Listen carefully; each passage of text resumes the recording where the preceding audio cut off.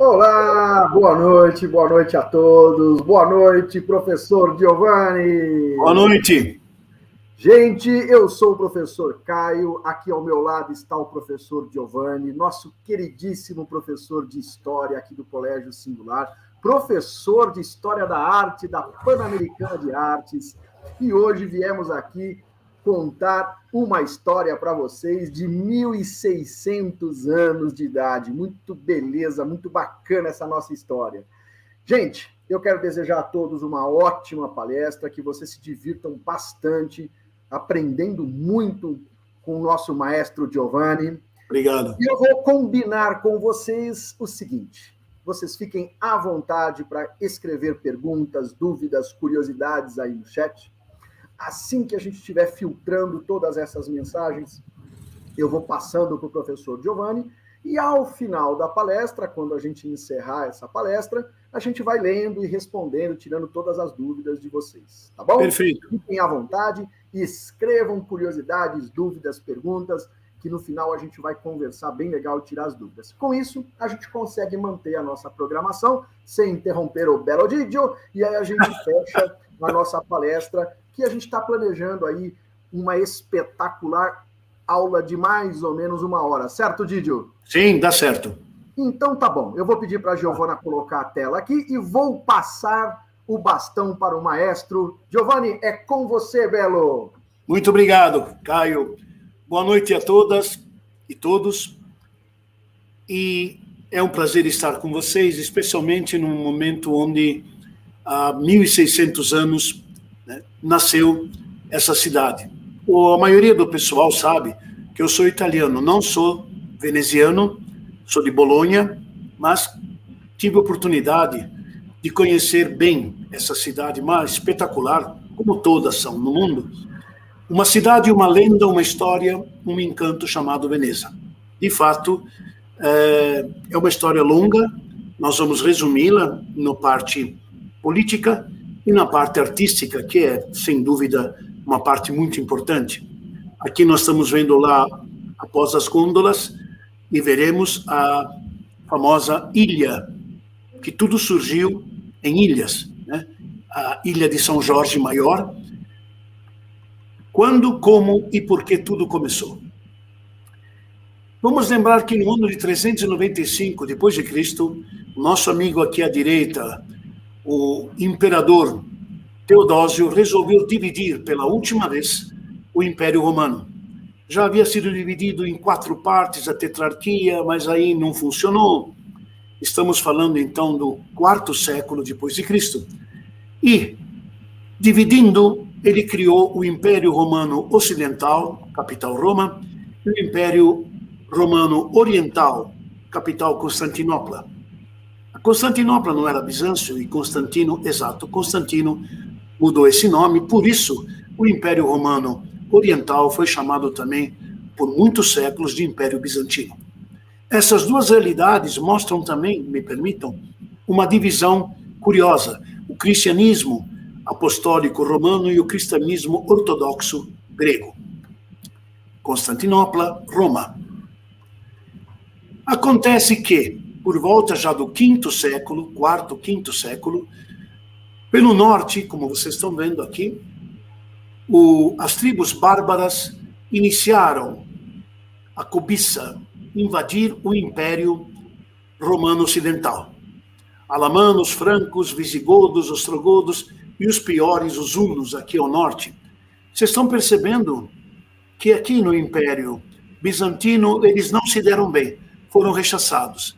E o que os historiadores dizem que eles pretendiam mesmo ocupar a planície do Rio Pó, essa região ocidental do Império Romano, que era mais fértil, segundo a mentalidade dos bárbaros, né?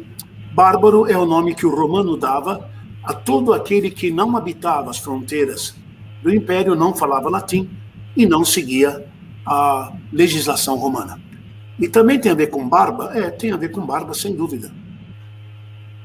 Estamos vendo, então, Império Romano do Oriente, que é o bizantino, aqui é a nossa direita, e os vários reinos bárbaros, ostrogodos, visigodos, francos, suevos, e Companhia Bela.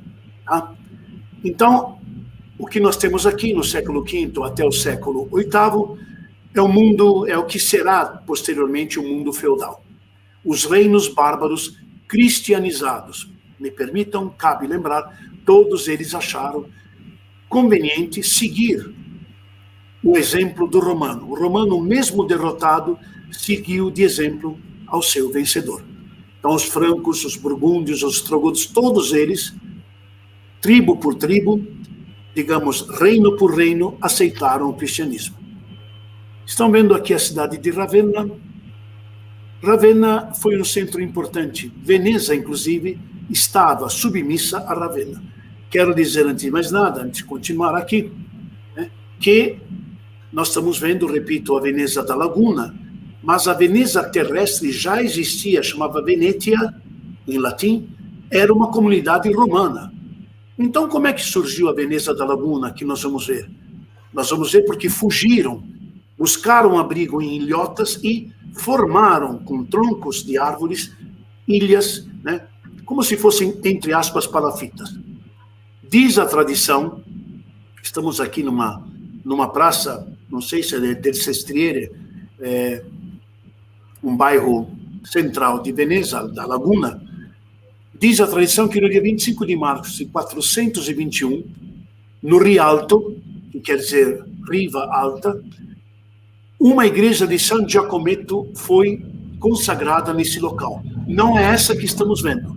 Essa é bem posterior, mas, repito, reza a lenda que ela foi construída, esta que estamos vendo, nas ruínas da primeira igreja que Venezia da Laguna teve. Os habitantes de terra firme buscaram abrigo porque hunos, longobardos e os primeiros bairros, entre aspas, Sestiere, foram em 3 ilhas famosas, Torcello, Matamalco e Amiana. Tanto é que o patriarca de Aquileia, cidade romana, se abrigou em Grado, que é outra ilha, e o bispo de Altino, no Torcello, se abrigou também nessa ilha. Fugiram da parte terrestre, vocês estão vendo patriarca e bispo, em parte religiosa. Isso, aqui está. Dizem que aqui no Torcello teria surgido, né, a primeira comunidade das ilhas. Né? Depois, Burano e Murano faziam parte do mapa, são 2 ilhas famosas, turísticas, Burano pelos seus bordados, e Murano, quem já esteve, é pela arte do vidro, que é espetacular. E aqui está a nossa Veneza, essa que nós vamos visitar agora, essa aqui. Torcello, Basílica de Santa Fosca, estilo vêneto-bizantino. Por quê? Século IX. Porque, depois da invasão bárbara, daqui a pouco nós vamos reatar a cronologia, um imperador bizantino muito famoso, inclusive para quem estuda direito, do Código de Justiniano, exatamente ele. Ele codificou as leis romanas. Estamos falando, então, de 538, 540, no século VI. Esse imperador, famoso, casado com a célebre Teodora, invadiu, com seus exércitos bizantinos, invadiu a Península Itálica e reconquistou, tanto é que os historiadores usam a reconquista de Justiniano, reconquistou uma parte do Império Romano Ocidental. Quando ele morreu, essa parte foi retomada pelos bárbaros, pelos reinos bárbaros. O que eu quero dizer é que Ravenna foi o centro, foi chamado, inclusive, exarcado de Ravenna, que era, na verdade, exarca é um governador, digamos, era o representante do poder bizantino na Itália, certo? Por isso que Veneza, Mediolano e outras cidades que Justiniano reconquistou, respondiam a Ravenna. Ravenna era a capital, repito, do Império Bizantino na Itália. Essa, então, tem um estilo vêneto-bizantino. E me permitam um detalhe, aqui arco românico, tudo bem, essa frente ainda lembra um triângulo, né? Teria origem na arquitetura dos templos gregos e romanos, Mas essa parte redonda aqui que eu estou apontando, que é tipicamente algo que lembra a arquitetura tipicamente bizantina. Então, seria uma mescla de Vêneto e bizantino. Tanto é que dentro, nessa parte dos apóstolos e uma Nossa Senhora num mosaico dourado maravilhoso, é a ábside da igreja que nós vimos agora há pouco. A ábside é a parte atrás do altar-mor. Curiosamente, fiz questão de separar essa imagem, o pessoal da Ilha de Grado diz que a tradição narra que este foi o trono de Átila. Átila usou esse trono no período que esteve na Itália. Porque vocês sabem que os hunos entraram, quase saquearam Roma, mas depois voltaram para as estepes e dizem que Átila morreu de hemorragia, celebrando, acho que, o 18º casamento. Um detalhe. Sabe como chama essa ponte? La Ponte del Diavolo. A ponte do demônio, do diabo, sim. É por tradição, era de madeira, claro, depois foi reconstruída, mas por que esse nome? Porque Átila passava de um lado para o outro. Essa foi a fama que Átila deixou. Uau! É por aí. Estamos vendo a Veneza que nos interessa, não que não interesse as outras ilhas, mas observem, né? A estação Santa Lucia está aqui, então nós temos Mestre, à nossa esquerda, que é uma estação antes, aí o trem atravessa o mar, né, numa ponte, e chega aqui. E daqui onde eu estou apontando, nós começamos todo esse é o Canal Grande, todo esse trajeto, até chegarmos a Piazza San Marco, que é o aeroporto, antigamente. Passaremos. Esse é o canal, Didio? Como? Este é o canal, então? Esse, o Canal Grande é esse aqui. E, como eu havia comentado com o professor Caio, essa grande parte de residências surgiu, né, de algumas pequenas ilhas, tá? E de milhões e milhões de troncos de árvores que foram sedimentando a base, e até hoje assim, por incrível que pareça. Às vezes vocês vão ver, ou até já estiveram, quando a maré incomoda, a coisa fica um pouco mais complicada. Esta, repito, é a Veneza Lagunare, da Laguna. Chegamos, FS, Ferrovia dello Stato. Chegamos na Santa Lucia. Logo em frente tem essa igreja maravilhosa que a família Adoldi fez construir a obra do século IX, que foi reinaugurada, em 1700. É por isso que ela tem essa estrutura. E chama a atenção, né?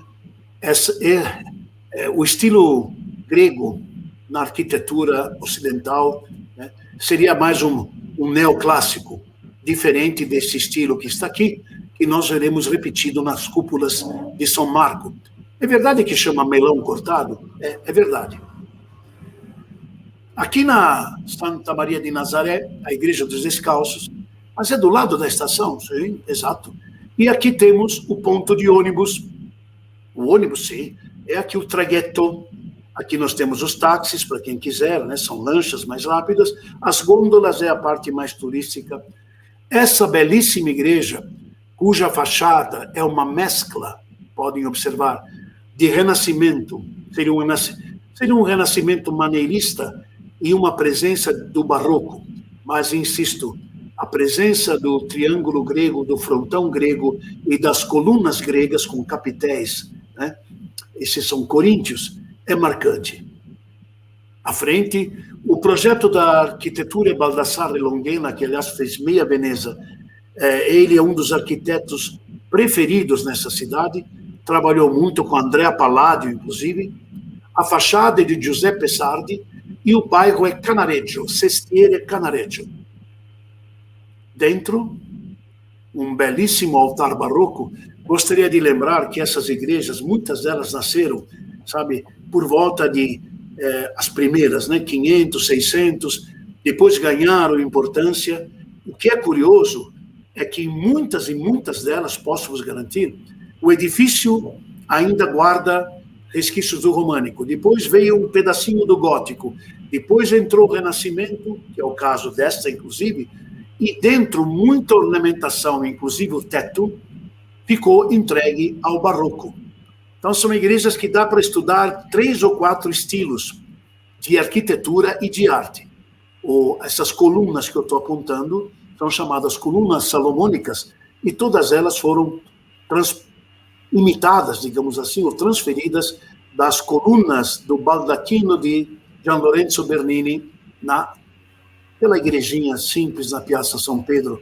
E para mim é mais uma igreja. Né? Nossa, eu, sem querer, assisti várias missas em São Pedro, em Roma. E da minha cidade para São Pedro dá até para fazer um bate-volta de trem. Hoje tem trens que voam, né?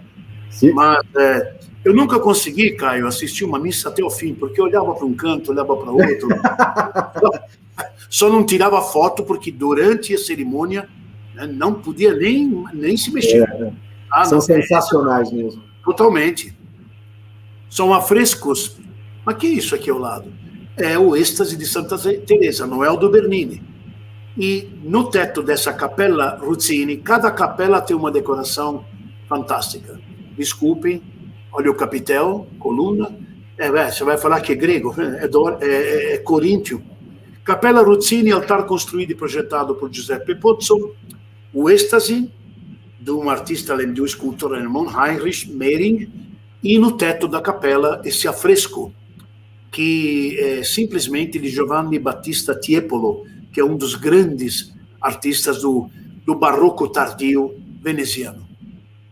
Na Capela Manin, ela é importante porque é o local do sepultamento do último doge. Bom, Giovanni, o que é o doge?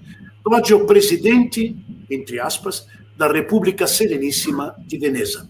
E o último doge que renunciou ao cargo, vejam bem a data, 1802, quando um francês simpático, média estatura, que diziam que na escola chegaria talvez a tenente, chegou a imperador. Vocês sabem quem é, lógico, Napoleão. Ele fez Veneza passou para o domínio francês, depois voltou para o domínio austríaco.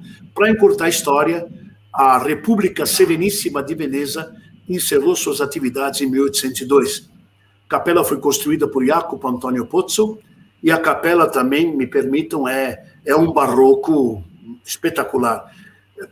Só como curiosidade, às vezes, os guias que, modéstia à parte, eu não precisei de guia, mas às vezes eu escuto guias com grupos, às vezes calculam o valor do mármore e da obra, de uma capela, hein?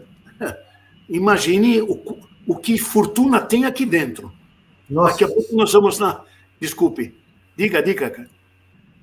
Eu falei, nossa senhora. Pensei que... Perdão. Daqui a pouco na Basílica de São Marco, aí não tem mais o que discutir. Madonna com Menino e São José, de Giuseppe Torretti. Aqui está. Tomamos o nosso ônibus, vamos para a Ponte Santo Antônio primeiro, passar por baixo, e depois também pela ponte, está vendo, per Rialto, Ponte do Rialto, que está aqui. Essa ponte, claro, era de madeira, servia para fazer a travessia para o mercado da esquerda para a direita, até que, no ano de 1503, foi edificada em pedra para dar acesso ao mercado do Rialto. Porém, teve problemas, ela ruiu, e em 1551 foi feito um novo projeto, discutiram, fizeram simplesmente uma passagem por pranchas em cima de barcos, até que o doge Antonio Ciconia, em 1584, definiu o concurso, vários arquitetos famosos participaram, e em 9 de julho de 1588, a construção terminou em 1591. Quer dizer que é uma ponte renascentista? Sim, nesse caso é. E o grande problema aqui é, meus amigos, não passem por essa ponte com as namoradas, com as esposas, porque direita e esquerda, vocês já entenderam muito bem. Passa de canoa, passa de gôndola, por essa ponte é complicado, no bom sentido, claro. É uma tentação atrás da outra. sem dúvida, direto. E não é só flâmula aqui à esquerda, a bandeirinha, camiseta, não. Joias e perfumes e moda e tudo. Continuando o nosso trajeto pelo Canal Grande, vamos passar aqui à direita por uma das mais belas igrejas e famosas, Santa Maria della Salute. Está aqui. Esse aqui é aquele pico, já que o Canal Grande praticamente desemboca no Mar Adriático. Por que essa igreja é famosa? Porque ela é barroca? Sim, está se vendo aqui. Apesar que a frente, por favor, né, é um adereço clássico perfeito. Ela é muito famosa porque foi edificada no século do Barroco, 1630, como forma de agradecimento à Virgem Santíssima por ter livrado a cidade de um período de peste. Morreram mais de 60 mil pessoas. E, por favor, eu pus até asterisco, falei, preciso lembrar, para poder erguer a basílica nesse lugar, foi preciso cravar 1.156.650 estacas no terreno e ganhar uma vasta área de solo ao mar. Nessa igreja, imagine na laguna. Uau! O interior, o arco romano prevalece, né? Essa arquitetura, tá, é veneziana, mas é inspirada, tá, no arco romano, ou seja, mesmo sendo barroca, ela usa o arco românico, ou romano, se preferirem, não é arco gótico, evidentemente, e ela segue o padrão renascentista. No famoso altar de Nossa Senhora, aqui eu faço até questão de dizer, você fala, capitéis, não preciso de onde vieram, né? As colunas, sempre tem uma lembrança clássica grega, lógico. E reparem, por favor, é um triângulo. Por que você está apontando? Porque o triângulo é a forma clássica da composição renascentista. Muitos altares e muitas obras do Barroco, que é muito mais teatral, muito mais agitado, muito mais fechado num certo aspecto e aberto em outro, né? As figuras saem da tela, ele é totalmente assimétrico, se quiserem, e o Barroco é genial pela luz e sombra.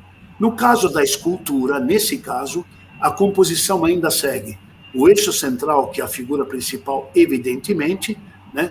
A cidade de Veneza agradecendo e a peste sendo mandada embora, o querubim aqui dando uma pancada e a Nossa Senhora recebendo. Essa é Veneza, sim, personifica Veneza.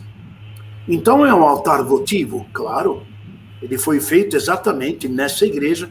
Por favor, né? Olha o chapéu do Doge, olha o Doge aqui ao lado, e esse não sei, é um santo, mas... o santo, desculpe, é São Marco. O Doge de Veneza e São Marco. Quem é? A igreja é muito famosa também por esse... sabia tocar violino. Fez 600 concertos, mas por acaso Antônio Vivaldi, sim, que nasceu e morreu em Veneza. E há uma curiosidade, nem sei se todos sabem, não é obrigados a saber, mas ele era padre. Sim. Sério? Sim. Ele celebrou uma missa e se dedicou à música. E toda a primeira apresentação que ele fazia, que inclusive era executada geralmente por moças de um orfanato, já mais, lógico, 18, 19 anos, 20, que ele escolhia e elas eram educadas no orfanato em música por ele. E era um sexteto, um quarteto que executavam as peças dele. Né? Então, Vivaldi, a igreja de Santa Maria de Salute, era o loco das primeiras avant-première das obras desse gênio da música barroca. Lá está. Agora essa imagem, que fui eu que tirei. Mas onde você está? Eu estou nas gôndolas da Piazza San Marco. Então, estou de costas para a piazza e tirando uma última foto da Santa Maria della Salute. Opa! Não é foto minha, lógico, não aluguei balão nem helicóptero. Nós temos aqui as gôndolas, né? Então, essa é a parte bem turística, a Porta della Carta, a Ponte della Paglia, o Palácio Ducal, que era antigamente Palácio Dogana é alfândega, e não tinha essa estrutura, temos que voltar muito. O campanário, que foi a única peça que ruiu, nós vamos ver, e a famosa Basílica de San Marco, né, com a cruz grega. Por que cruz grega? Porque a cruz, as igrejas têm duas plantas. Cruz grega é quando o transepto, eu vou tentar apontar aqui, a porta é essa, né? Então aqui eu tenho a nave central, certo? E o transepto e essa parte da nave são iguais, vocês estão vendo, são simétricos. Quando é a cruz latina, o transepto, a nave, perdão, vem até a porta, quer dizer que entrando aqui não, tem uma antessala, a igreja é essa aqui, quadradona, né? Quando você tem então a nave maior e o transepto menor, é uma cruz latina, não cruz grega. E por que essa é cruz grega? Porque essa igreja que estamos vendo, que é a terceira, não é a primeira não, teve incêndio, isso. A primeira sumiu há muito tempo. A segunda foi por uma briga, botaram fogo, para variar. Até na Santa Sofia de Istambul botaram fogo. E o que aconteceu? Acontece que ela foi edificada em homenagem à Igreja dos Santíssimos Apóstolos de Constantinopla. A ligação de Veneza com Constantinopla, com a arte bizantina, é inegável. Por que motivo? Procissão não, Ave Maria não, Pai Nosso muito menos. Comércio. Tanto é que nós veremos daqui a pouco que na Quarta Cruzada o que os venezianos aprontaram é indescritível, não estou brincando. E muito do tesouro, muito do maior saque, dizem os historiadores, tenho isso em documentários de profissionais, está numa sala dessa igreja, que você visita pagando, é claro, que é a Sala do Tesouro de São Marco. Eu me lembro, me permitam 30 segundos, 1974, numa oportunidade que eu tive, eu entrei na sala e havia um grupo de turistas brasileiros. E claro que eu entendi o que eles estavam falando, né? Morava no Brasil, foi passar uma temporada na casa do meu irmão, do meu tio. Bom, para encurtar, quando ele explicou, tal, porque isso aqui foi doado, isso veio de Constantinopla, mas uma riqueza fantástica, quem já entrou sabe. E uma pessoa, sei de São Paulo, está aqui, vocês vieram da onde? De Minas Gerais, do Rio de Janeiro. Uma pessoa me disse, eu lembro, era um senhor, não sei se era advogado, mas economista ele era com certeza. Ele falou, olha, Giovanni, pela avaliação que ele fez, que ele leu, o Tesouro, que está falando em 1974, essa sala paga a dívida do Brasil e sobra. E muito.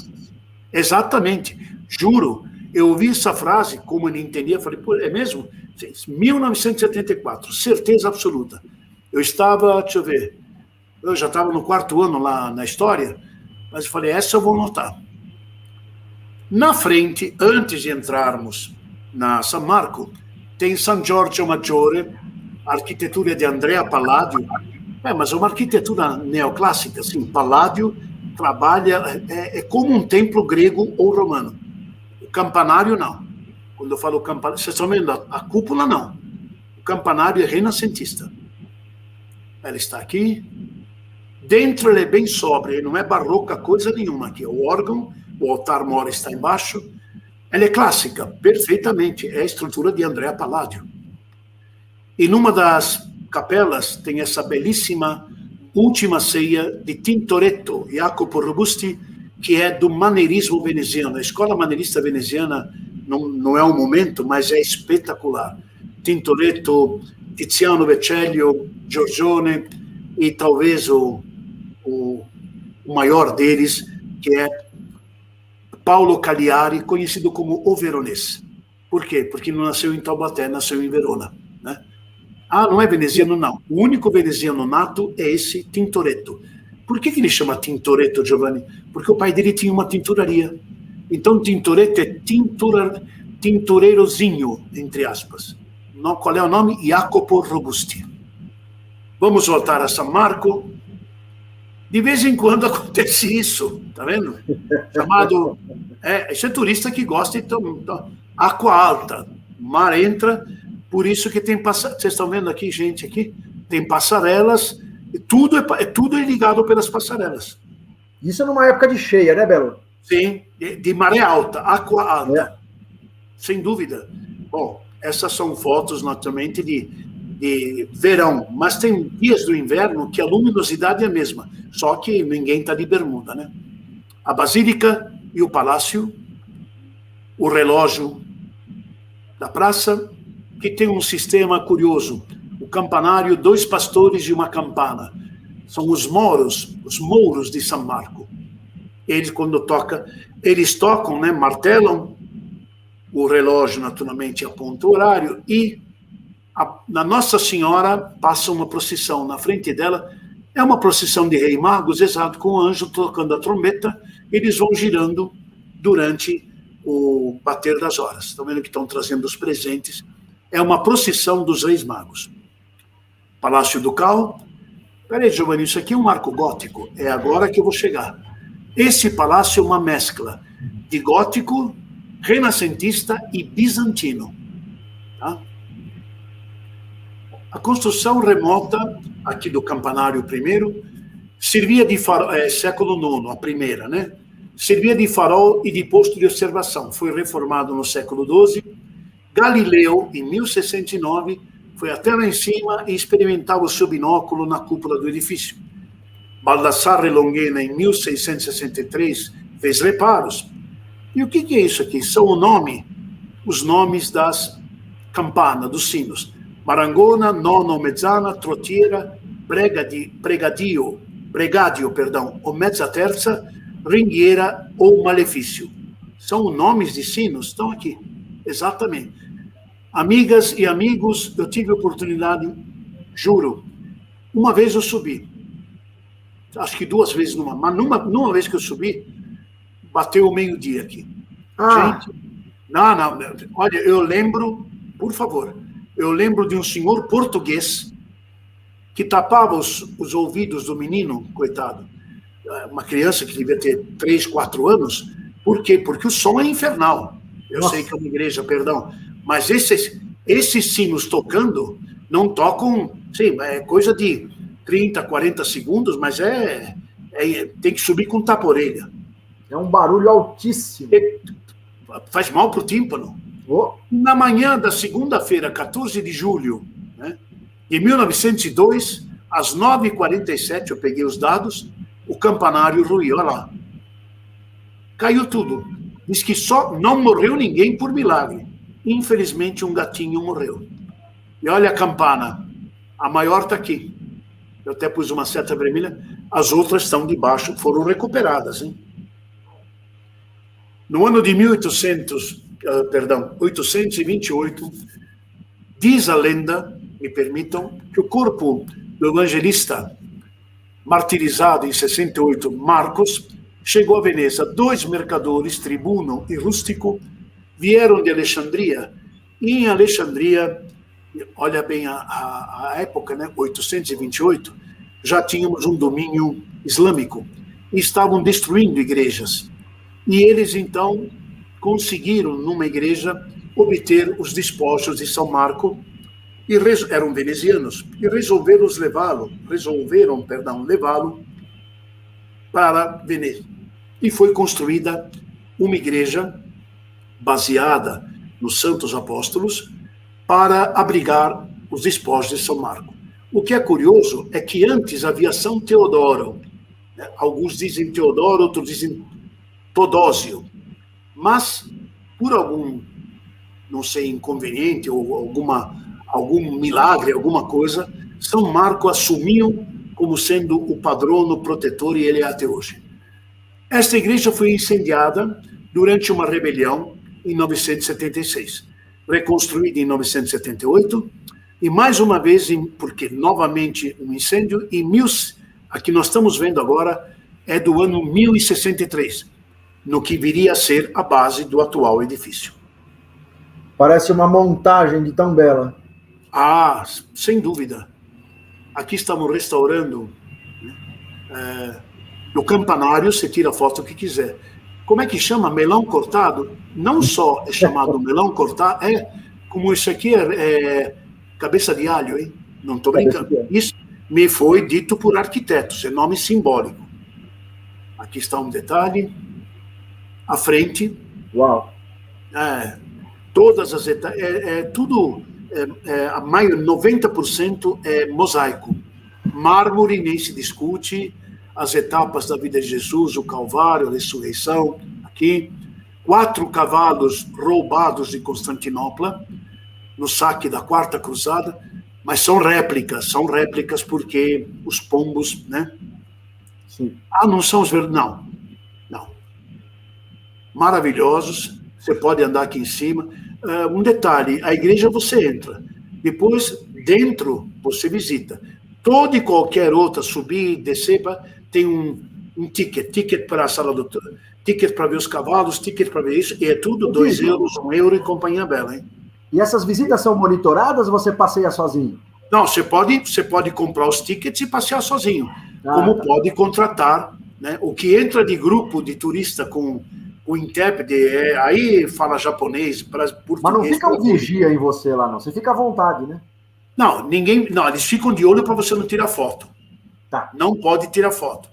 É lógico que hoje em dia, né, com o celular, conforme você encosta o celular, você vai até filmando.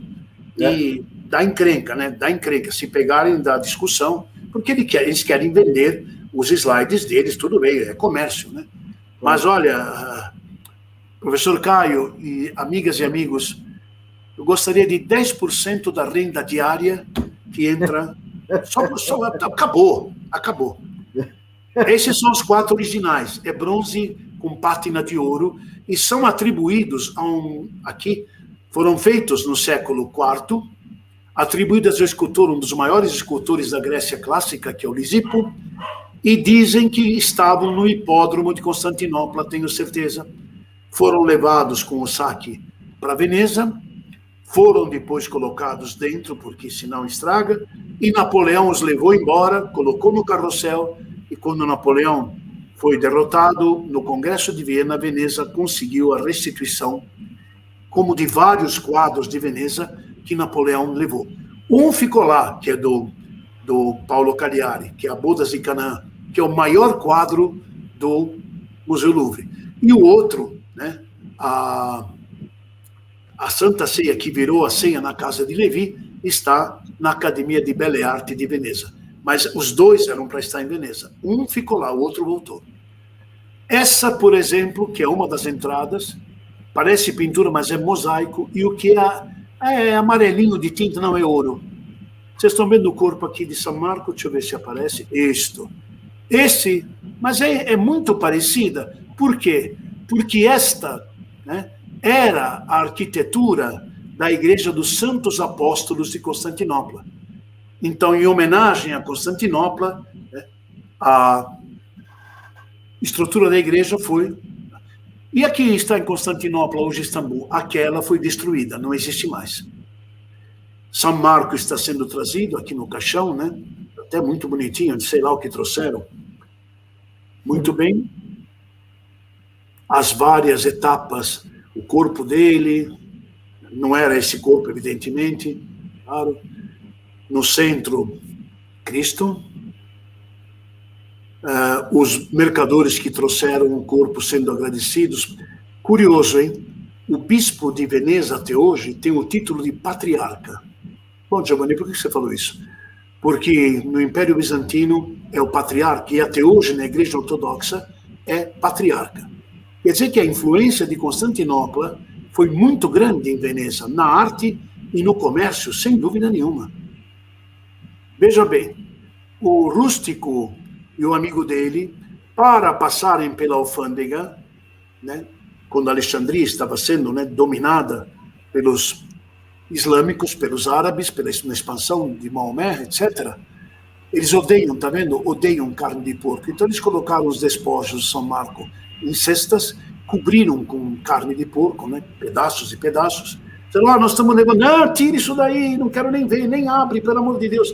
E São Marco viajou até Veneza, né, quase que dava uma feijoada. Pois é. Não, olha, tem várias partes de mosaico, é tasselo de ouro, hein? Pronto. Acabou. Essa é a Basílica. tudo que nós estamos vendo, digamos, amarelo, cá entre nós, não é só mosaico, é tacelo, são pequenas peças, quer dizer, é quase feito com a pinça, quase, molhadas ou de ouro puro, ou molhadas em ouro, banhadas, perdão, em ouro. Aqui nós temos a estrutura, me permitam, né, não só a cruz grega, como é tipicamente da igreja ortodoxa grega. Temos aqui, né, a parte frontal, e o altar está atrás. Claro, até hoje, nas igrejas ortodoxas, nós temos esse tipo de... Esse aqui é o púlpito, nós temos esse tipo de divisão, coisa que nas igrejas, né, católicas, apostólicas, latinas, se quiserem, no Ocidente, não existe esse detalhe. Os cavalos estão para cá, aqui para cima. O teto, os 4 evangelistas estão aqui na base das pilastras. Apóstolos, Jesus aqui. Isso, Jesus. São Marcos, Lucas, João e Mateus. A parte do frontispício do altar. Muito bem. Estas duas aqui, essa não, esta direita não. Cometi um sacrilégio recente. Olha, destas 2 fotos, me permitam, até o início da pandemia, tem... eu estava já no avião quando estourou a pandemia, tem 3 dias. Eu tirei essas fotos, saí de Veneza, cheio de gente, orientais para tudo quanto era canto, maravilhoso. Cheguei em Bolonha. Brincando. Não, palavra de honra. Estou falando do mês de janeiro, já dia 30, cheguei em São Paulo, eu saí dia 29 de Roma. Quando foi, já havia boato, hein? Já havia boato. Olha, quando foi no início de fevereiro, foi decretada já no norte da Itália o começo, né, da famosa Covid. Caramba. Então, vocês estão vendo gente sentada aí. Eu sentei de longe, os vigias andando para lá e para cá, peguei o celular assim, pus aqui na frente do peitoral e disse, olhando, às vezes punha as mãos juntas assim, estou rezando, né? Clique. Aí eu cheguei bem perto, olha, aqui não dá muito para ver, mas tem uma grade, é que a grade é fina. Passei e pus as mãos para dentro da grade, como se eu estivesse orando profundamente, e estava até. E tirei essa foto que vocês estão vendo. Essa é ela enfeitada. Mas, Giovanni, Nossa Senhora Nicopédia é a que conduz à vitória. Por quê? Porque tem a Curópeta, tem várias Nossas Senhoras com vários nomes. Aqui leva para o céu, aqui a guia não sei para onde. Nicopédia é a que conduz à vitória. Século X, Alexis Mazufos, quem é? Teu tio? Não. É o imperador bizantino que enfrentou o saque da Quarta Cruzada. Essa imagem foi arrancada triunfalmente do coche dele e foi trazida como espólio a Veneza. E os venezianos se vangloriam, olha, é uma relíquia, imagine o valor dessa imagem, né? É uma relíquia nossa, por quê? Os venezianos têm um ditado, prima siamo veneziani, dopo siamo cristiani. E isso ficou... de novo, perdão, só terminando aqui a igreja, nós vamos para a Quarta Cruzada.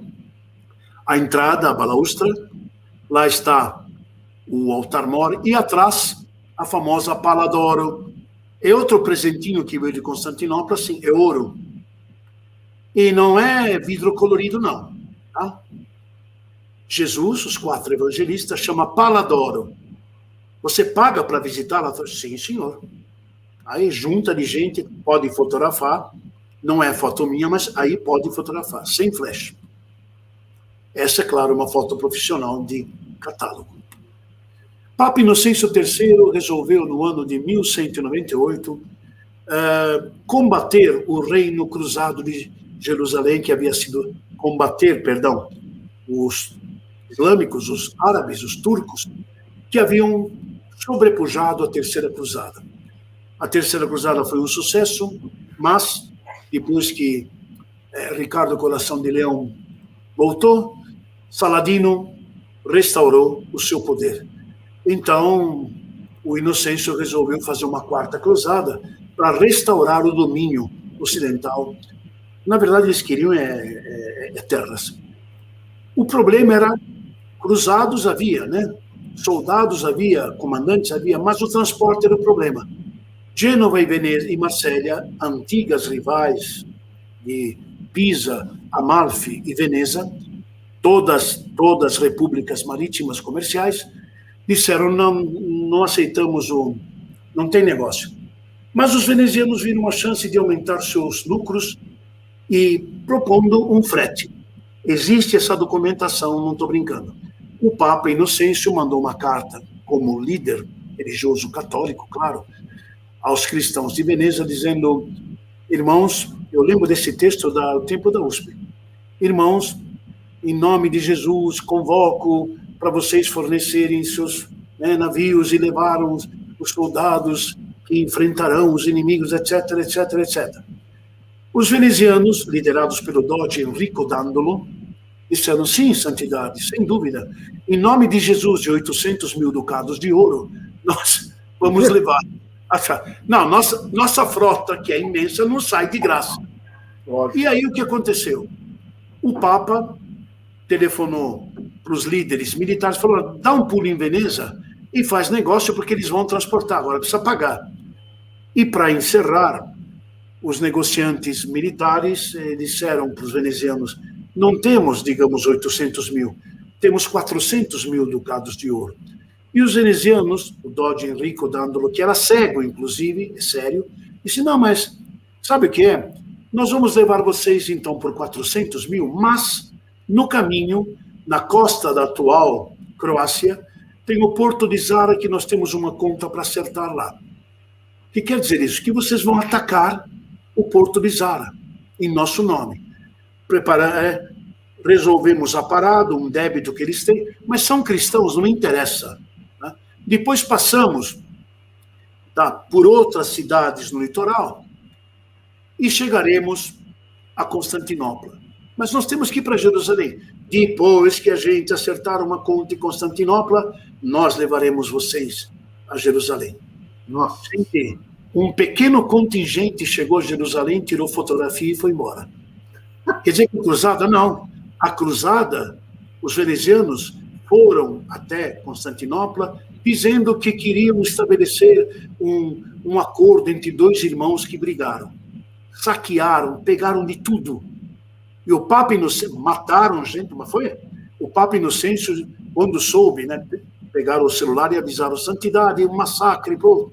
Ele excomungou os integrantes, mas mesmo condenando os meios, aceitou os resultados. Porque ele levou a parte dele, claro. Aqui está, olha, Zara, Corfu, entraram para Constantinopla, passaram, né, pelo Chifre de Ouro e chegaram. E nunca foram, não foram para Jerusalém. Algumas peças, gente, são centenas. Isso é ouro esmeralda e... Essa é uma ortrófora. E? Saúde? Não espirrei. Ortrófora. Tem duas portinhas, 65 centímetros, não é muito. É um incensário, seria um turíbulo, entre aspas. Só que não tem os cordões para balançar. Aqui a portinha era aberta. Já ali, que às vezes era usado para guardar hóstias. Abria a portinha, guardava o cálice. Ou abria a portinha, colocava um pequeno contenedor com incenso e pelas frestas que vocês estão... É prata e ouro. É uma obra, é um requinte de ourivesaria maravilhoso. Praça São Marco. Do lado aqui, aqui assim, tem a turminha aqui na frente, bem aqui assim, antes da porta da carta, nós temos os 4 tetrarcas. É um grupo de generais, tem um velho e um jovem, um velho e um jovem. A altura 1,36 m, seriam, dizem, Diocleciano e Massimiano e Galério e Cloro. Constâncio Cloro é pai de Constantino. Por que 4 ladrões? Porque a lenda veneziana, a população veneziana, porque eles foram trazidos do saque de Constantinopla, e são duas peças separadas, foram incrustadas aí. É um rico material chamado pórfido, um tipo de mármore especial, trabalhado no Egito. Inclusive, esse material vem do Egito, foi trabalhado em Constantinopla e trazido para cá. Claro que sofreu vandalismos, quebraram o nariz dele. Um tem barba, o outro não. Os dois, as duas duplas, né? Por que ladrões? Porque a lenda diz que eles tentaram roubar o tesouro de São Marco, e São Marcos petrificou, e eles ficaram eternamente presos na parede. Quer dizer, é lenda, claro. Eles vieram de Constantinopla e representam o quê? A tetrarquia, quando o Império Romano foi dividido em 4 dioceses, em 4 províncias. E quem unificou tudo? Constantino. Aí está. Você vê que um tem barba e o outro não. Quer dizer, 2 eram mais jovens e 2 eram mais idosos. Tanto faz. Piazza, de novo. Essa imagem é interessante, tem 2 pilastras. Aqui está o famoso São Teodoro, cujo prestígio foi, né, usurpado, entre aspas, por São Marcos. Leão de São Marco. Aqui, quando havia algum crime mais hediondo, era esticado uma corda e o fulano era enforcado aqui no meio. O palácio maravilhoso. Ah, que coisa, né? Aí é romântico, hein? É? Como? Isso é romântico. Não é? Pois é. Se eu entendi bem, muitos dizem que os namorados suspiram. Não, são os condenados à morte que passavam de um prédio para o outro e suspiravam. É verdade. Mas a tradição fala do aspecto romântico dos namorados, que, claro que você passa por ele visitando o palácio, mas o suspiro, a origem é bem diferente. Liga, quer dizer, o tribunal está de um lado e a prisão está do outro, onde era inclusive, executada a sentença. A entrada, aqui está o símbolo do Doge Francesco Foscari, aqui, ajoelhado diante do famoso leão de São Marco. Por que leão não é o São Leão? O São Marco o leão é o animal que representa São Marco, com a Bíblia aberta. O pátio interno, a escada dos gigantes. Bom, a sala do Grande Conselho. Nossa! Esse aqui não... Acabou. É um museu, até logo. Aqui, Giovanni, o que é isso, Giovanni? Tamanho das pessoas. Não, amigos e amigas, quem não foi, aproveita quando voltar e quando baixar a pandemia. É uma cidade para passar uma semana no mínimo. Né? Olha o tamanho das... Aqui se reunia o Grande Conselho, que chegou a superar 500 pessoas. Teto, tudo madeira, tela colada. Tiepolo fez esse painel de graça, esse é juízo final. Vamos aumentar um pouquinho. Né? Agora, Tiepolo também fez peças do teto, Veronese fez peças no teto. Todos esses grandes trabalharam para, lógico, pagos, muito bem pagos, pelo Doge, pela oligarquia veneziana, né? Que era o poder... Era uma classe riquíssima de mercadores, mas põe riquíssima nisso. Esse é o juízo final. Olha só. Giovanni Battista Tiepolo é um afresco. Aqui, o teto é madeira e é tela colada. Aqui não, aqui é fresco. Meu Deus. São várias salas de reuniões. A sala que era chamada dos timbres. Essa é uma sala dos 10, que tinha um grupo de 10, era o Supremo Comando. Todos os episódios ou da Bíblia ou da história veneziana. Aqui típico, quando o Papa visita Veneza, o Doge recebendo. Aqui está, até ampliei essa parte aqui. São todos originais, evidentemente, né? Uma diagonal belíssima, é o Doge conversando com Nossa Senhora. Pô, mas ele é poderoso. Sim, senhor. É claro que é para glorificar o poder de Veneza. Esse tela é do Tiepolo. Veneza recebendo os presentes do mar aqui. É um trabalho do Tiepolo também. Tela, óleo sobre tela. 4 famosos dojis. Eu só trouxe para ver que numa das salas, ao lado do Grande Conselho, tem uma repleta, tem em vários lugares preto. Foram dojis sentenciados à morte, porque cometeram alguma... Nesse mesmo palácio tem um pequeno museu com obras de Hieronymus Bosch, Martírio de Santa Juliana, são trípticos, por favor, trípticos, 3 peças. Quer dizer que essa aba esquerda e direita fecham, sim. Madeira, hein? Vamos para a paróquia de San Giovanni e São Paulo, no Sestier de Canareggio. Aqui está. Aqui ao lado, uma estátua de um tal do Verrocchio que fez essa escultura, bronze, perdão, um condottiere. Andrea del Verrocchio não é de Florença, é do Renascimento, não foi professor do Leonardo, inclusive. Um hospital antigo, e essa igreja maravilhosa. Peraí, é São João? Não, são mártires cristãos chamados João e Paulo, Giovanni e Paulo. Não são... Você falou da estátua de Florença, Didio? Não, lá dos Médici? Foi da época dos Médici. O artista é de Florença.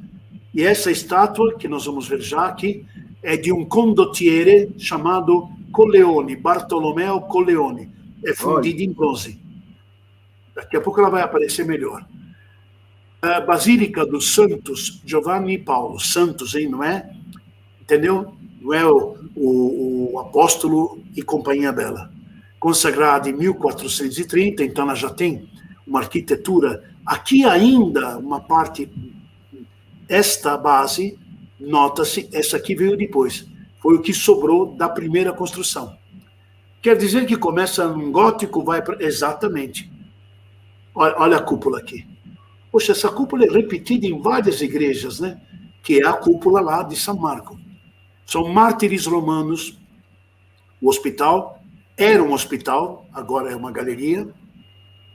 Esse Andrea del Verrocchio, em bronze, 1481, auge do Renascimento em Florença, Campo dos Santos Giovanni, Campo Santo, campo, né? Campo da igreja, estrutura, claro, clássica grega, e aqui está esse Bartolomeo Colleoni.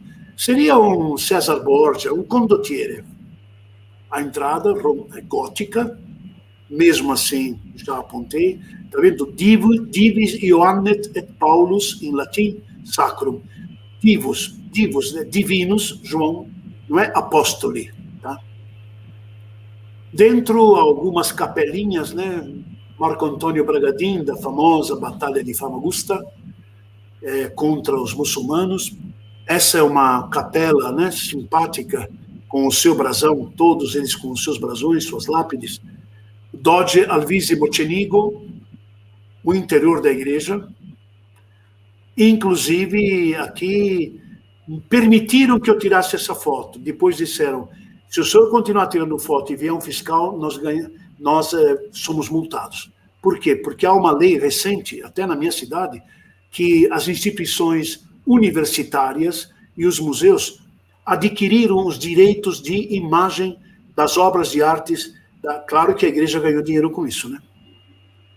Veneza se expandindo no seu comércio, ó, os 2 pilares que nós vimos agora, 4 cavalos, ainda não está, quer dizer, isso aqui é ainda antes da basílica que nós vimos.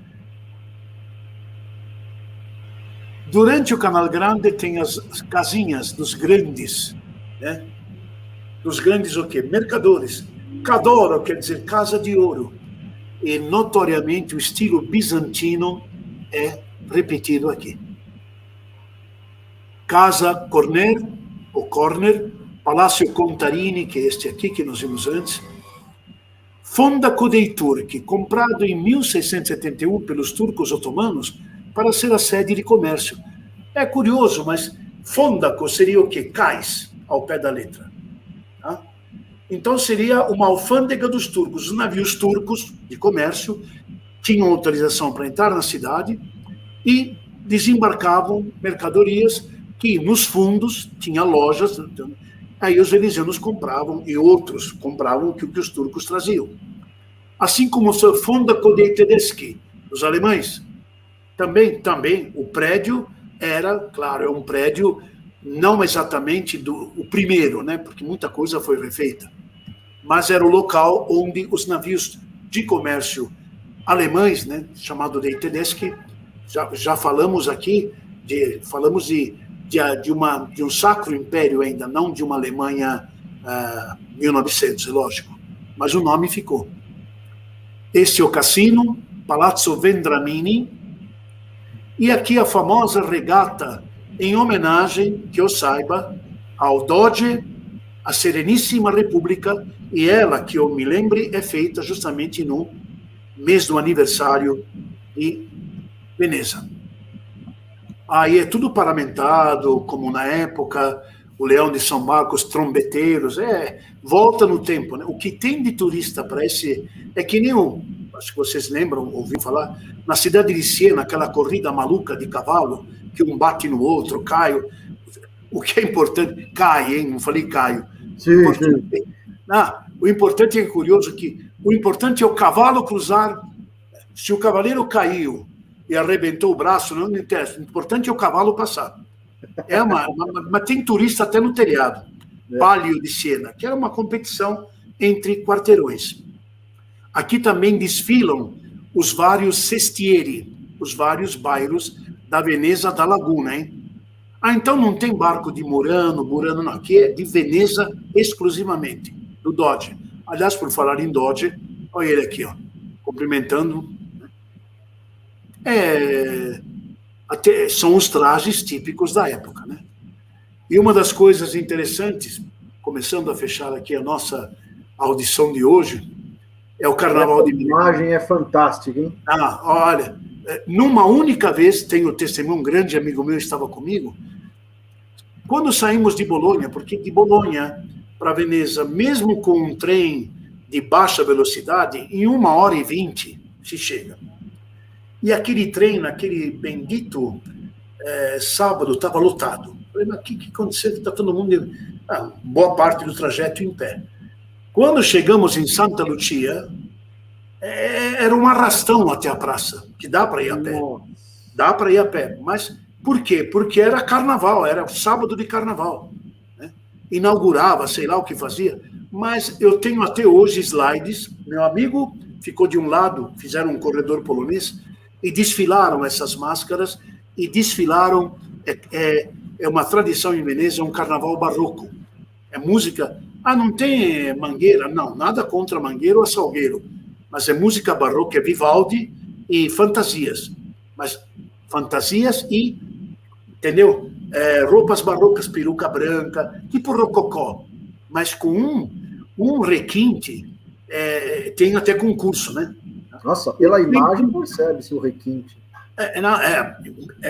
O professor João lembra muito bem disso, porque ele é apaixonado por Veneza. O carnaval veneziano é só, repito, por favor, hein, nada contra o nosso. Estou falando que esse é baseado na música veneziana barroca e nas fantasias da época. Né? O Leão Pax Tibi Marcos Vangelistas. Caio, tem alguma, se possível... Olha o Palácio dos Doges aqui e a igreja por trás. As cúpulas lá atrás, Belo. As cúpulas da Basílica estão lá, sim. Quer dizer que essa imagem foi feita muito tempo depois. Agora, o símbolo do leão é símbolo muito bem do cristianismo primitivo, né? O leão, o touro, um anjo é do Mateus, que o Caravaggio faz maravilhosamente na Capela Contarelli, em Roma. Qual é o outro? Tem leão. Tem um evangelista que eu esqueci qual é o símbolo. Falta um só, daqui a pouco eu lembro. Será que alguém quer fazer alguma pergunta que eu possa responder, para saber? Tem detalhes que... Olha, vimos um resumo realmente interessante, legal, mas meio... Imagine quanto tem. Quer dizer que nós teríamos que fazer uma semana de palestra todo dia à noite? Aí daria. Aí daria certo. Muito bem, Giovanni, que coisa mais linda. Nossa Senhora. Eu vou pedir para a nossa querida Giovana tirar a apresentação para ficarmos nós dois na tela aqui para fazer uma conversa de final. Eu estava acompanhando as mensagens no chat aqui, Didio, durante a nossa maravilhosa aula. Obrigado. Você não tem ideia da quantidade de elogios e agradecimentos que você recebeu. Muito obrigado. Seus alunos não tiveram, Belo, mas o que eles elogiaram, eu vou até ler umas para você aqui. Obrigado. Que você merece, viu? Grande mestre, professor Giovanni, exímio conhecedor da arte, cultura e história. Caio, o pessoal, você não contou que foi... Você não contou que foi meu aluno, né? Pelo amor de Deus, senão... Não, eu vou deixar essa parte para você. Ainda mais quando você falou que em 1974 você estava lá, eu nasci em 75, hein, Belo? Não. Você eu conheço década de 80, hein? Não tem nada a ver com... Você é 74? Eu sou janeiro de 75. De 75? Não, porque 74 eu ouvi aquela frase na igreja. Exato, um ano depois... Você é janeiro, né? Eu também sou. Sim. Ó, mais uma mensagem aqui. Melhor professor, que saudades do Giovanni. Deve ser alguém da velha guarda, hein? Você sabe que tem muito pai de aluno nosso hoje que foi da década de 80. Com certeza. Meu, do saudoso Carinho. Eu já cheguei a dar aula para filhos de amigos meus. Tem colegas meus que os seus filhos estão já na escola. Tá muito legal. Tem uma pergunta aqui, Didio. Pois não. Vou pedir para a Giovana colocar. Por que existe uma grande presença de animais de estimação como cachorros em obras pintadas por artistas venezianos? Muito bem. Boa. Olha, é uma característica que, a parte brincadeira, Veneza eu já devo ter ido 30, 40 vezes, né? De tantos anos, estou no Brasil desde 60, mas desde 74, né? Especialmente desde a década de 90, anualmente, meus tios, meu irmão, meus primos, enfim. E Veneza sempre me atraiu pela arte, claro. Em loco, várias vezes, com guias, com antiquários e até com professores de arte venezianos, que às vezes fazem workshop. Eu tive a oportunidade de presenciar 2 ou 3, isso faz já década de 90, era uma característica interessante, tanto é que na grande maioria dos trabalhos dos maneiristas, maneiristas venezianos, estamos então falando de 1500 a 1600, o maneirismo antecede o barroco, era uma tradição por, especialmente, cães e gatos, mas os cães tinham um certo privilégio, né? Em cenas bíblicas, em cenas até antes de batalha, em cenas de comércio, me disseram vários, pela admiração que eles tinham pelos cães. Né? Legal.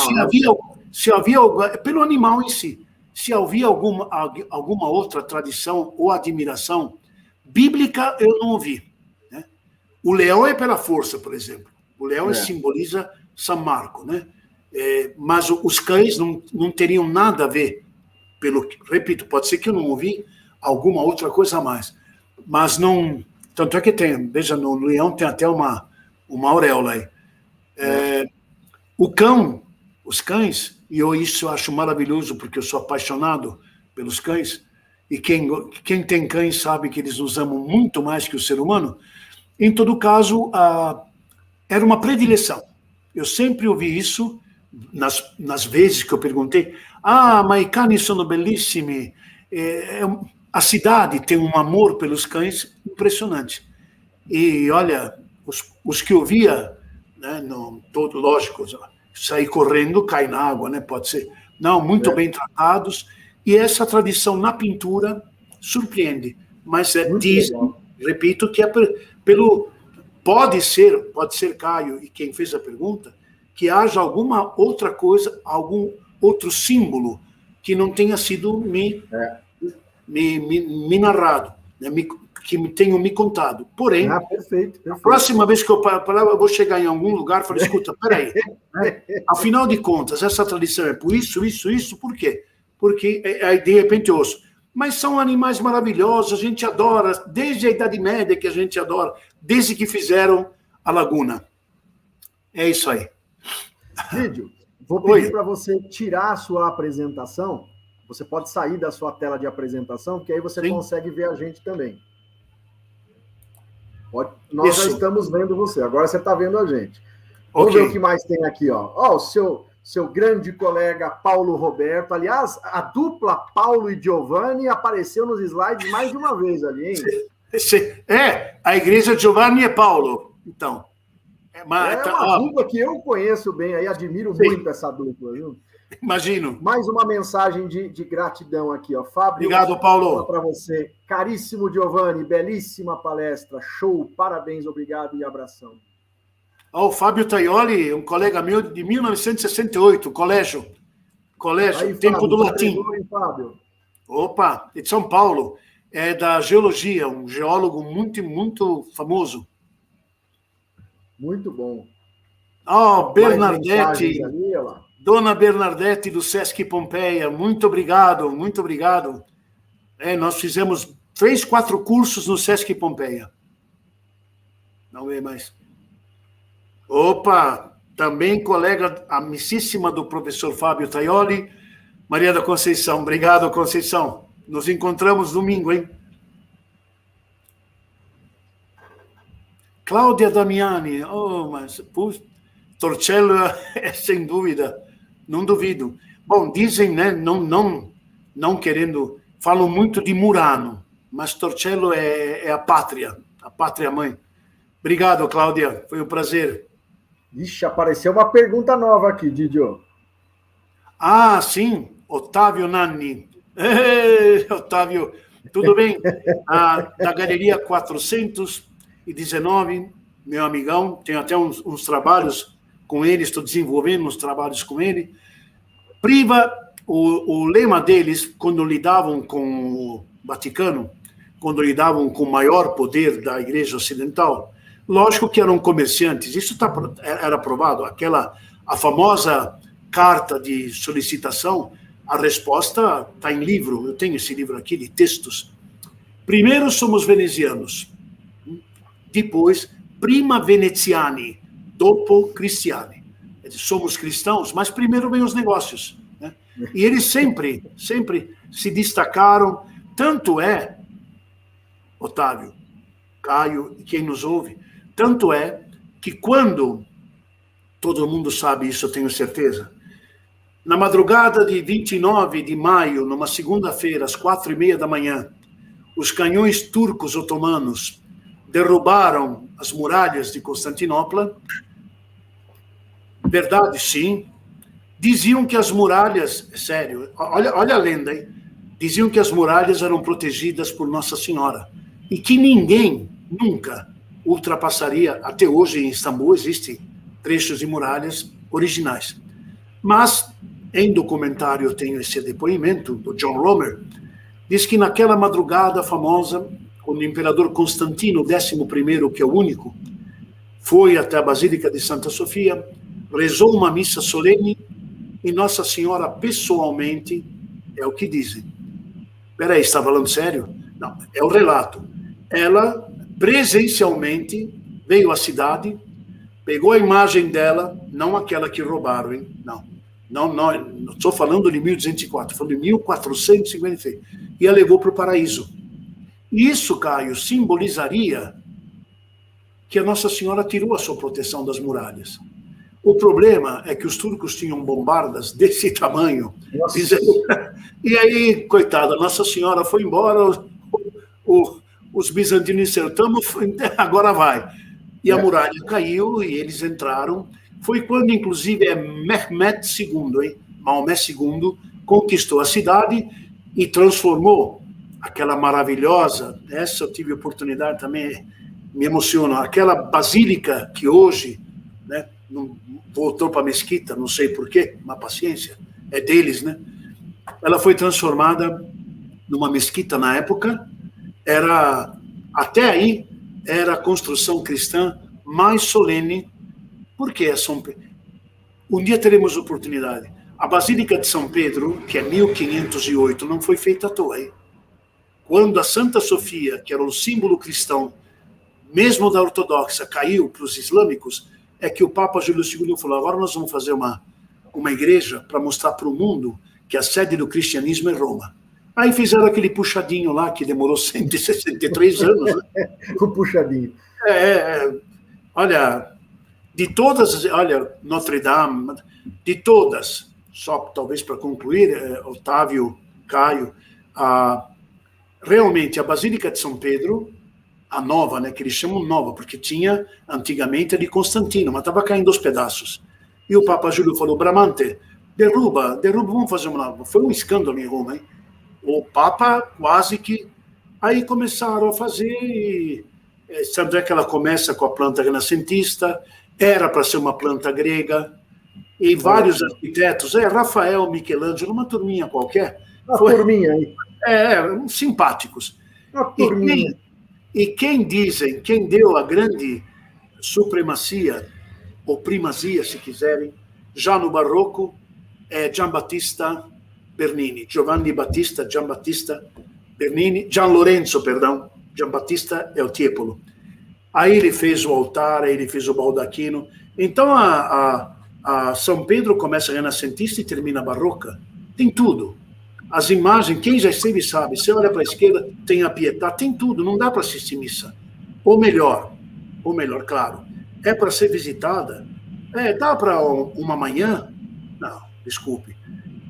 Eu, no mínimo, não digo o dia inteiro, porque são no mínimo 3 manhãs. Nossa! Entrando às 9 horas e saindo meio-dia, subindo, descendo, fotografando. Aí dá para ver. Né? É um museu. Maravilhoso.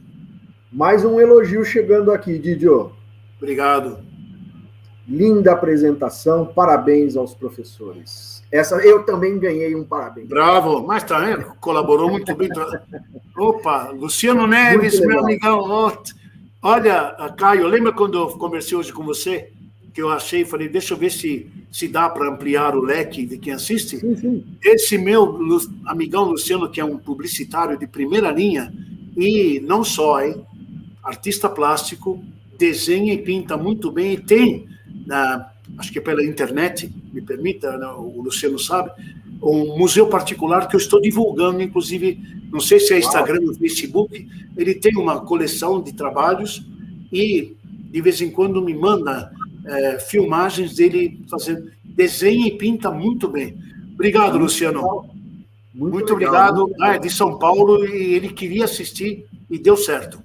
Com certeza, com certeza. A nossa diretora do Colégio São Bernardo, a Ana. Isso mesmo. Obrigado, Ana. Muito obrigado. E é isso, Didi. Olá, a Maria também, a coordenadora do Colégio São Caetano. Do Colégio São Caetano. Do Colégio São Caetano, a Maria. Você continua lá também? Você está lá também, Caio? Sim. Você tá. Eu trabalho na coordenação das 3 unidades, de Santo André, de São Bernardo e de São Caetano. Certo. Muito legal mesmo, muito legal. Didio, ficamos por aqui. Deu certo a programação, aos nossos convidados. Obrigado a todos, a você, ao Singular. E, olha, quem sabe até o fim do ano a gente escolhe um tema interessante. Esse é pelos 1.600 anos, mas tem outros temas que os vestibulares costumam, né?